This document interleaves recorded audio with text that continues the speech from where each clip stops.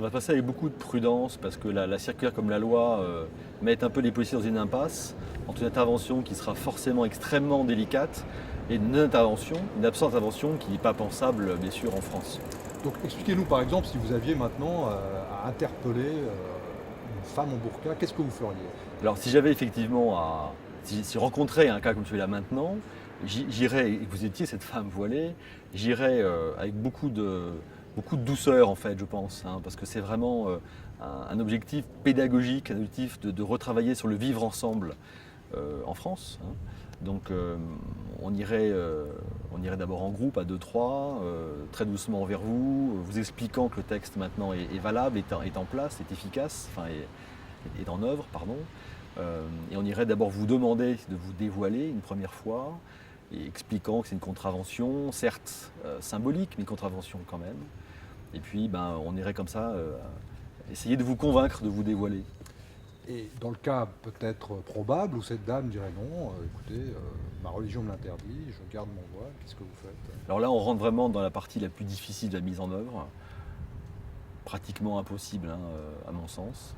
C'est-à-dire qu'on nous demande tout à la fois de mettre en œuvre la loi, hein, en application, et en même temps de le faire juste par la force de la conviction face à une population qui peut-être, hein, on ne sait pas, on verra, hein, mais peut-être extrêmement rétive, extrêmement fermée à cette injonction de se dévoiler.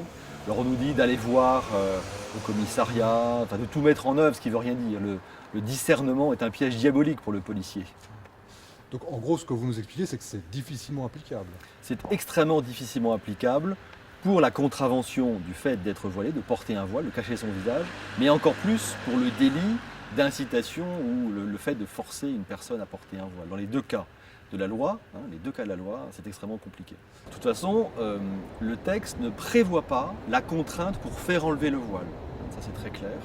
Ce que je veux dire par l'impasse opérationnelle, c'est que dans les deux situations, le choix double que peut faire le policier, intervenir ou ne pas intervenir, pour lui, les deux choix sont quasiment impossibles à mettre en œuvre.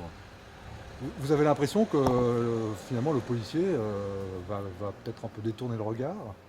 Je ne sais pas. Ce qui est sûr, c'est que la société n'a pas donné le regard. Ça fait 2 ans et demi que le corps social français se débat avec ce voile, sans trouver de solution qui soit acceptée par tout le monde. Et on demande aujourd'hui à l'agent de bout de ligne, aux policiers de terrain, de résoudre ce que des députés, sénateurs, des philosophes n'ont pas réussi à inventer comme solution.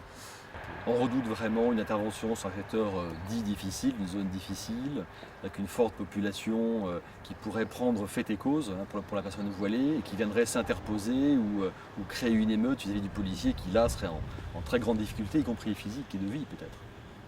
Oui, parce qu'évidemment ce serait pris comme une provocation de demander à une femme de se dévoiler. Ce serait, je pense, très mal compris, même si la loi existe et que le Parlement a pris cette loi, le policier qui est en charge de son exécution serait un peu dos au mur. Ouais.